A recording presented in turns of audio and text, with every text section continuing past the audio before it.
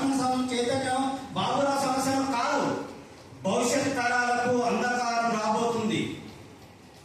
ఆ అంధకారాన్ని చీల్చి మనం వెలుగులోకి ప్రయాణించవలసినటువంటి మన సమాజాన్ని మేల్కొనే బాధ్యత మనం తీసుకుందాం ఈ వేదికను అని నేను తెలియజేస్తా ఉన్నా.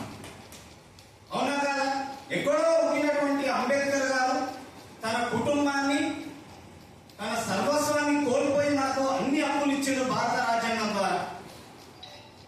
ఆ అంబేద్కర్ కూడా మర్చిపోయేటట్టు చేస్తున్నటువంటి గత ప్రభుత్వం కాంచనామ నేలకు వచ్చి అంబేద్కర్ పూలేను బయటకు తీసి సమాజానికి పరిచయం చేసింది. మనకు కూడా మన మహనీయుల స్ఫూర్తితో అంటే ఈ జేఏసీ ఏర్పాటైంది.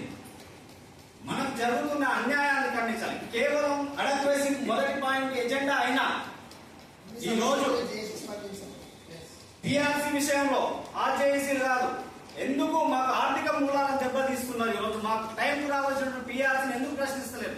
ఎస్సీ ఎస్టీలు ఆర్థికంగా ఎదురని జనరల్ సంఘాలకు జనరల్ జేఏసీలకు ఇష్టం లేదా? ప్రతి సంవత్సరం మనకు ప్రతి 5 ఏళ్లకు ఒకసారి టైంకి రావాల్సిన టీఆర్సీలను అమలు చేయించడం ఎందుకు ఫెయిల్ అవుతున్నాయి జనరల్ సంఘాలు?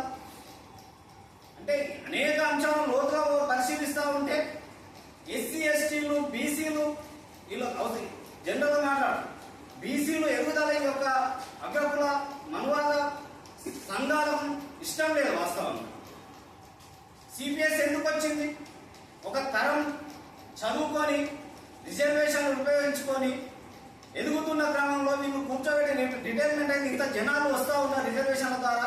వీళ్ళు భవిష్యత్తులో రిటైర్మెంట్ అయితే వీళ్ళకి కూర్చోబెట్టి పెన్షన్ ఇవ్వకూడదని ఒక కుట్రపూరితంగా సిపిఎస్ని తీసుకొచ్చారని నేను భావిస్తా ఉన్నాను.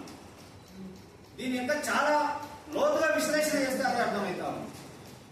అందుకే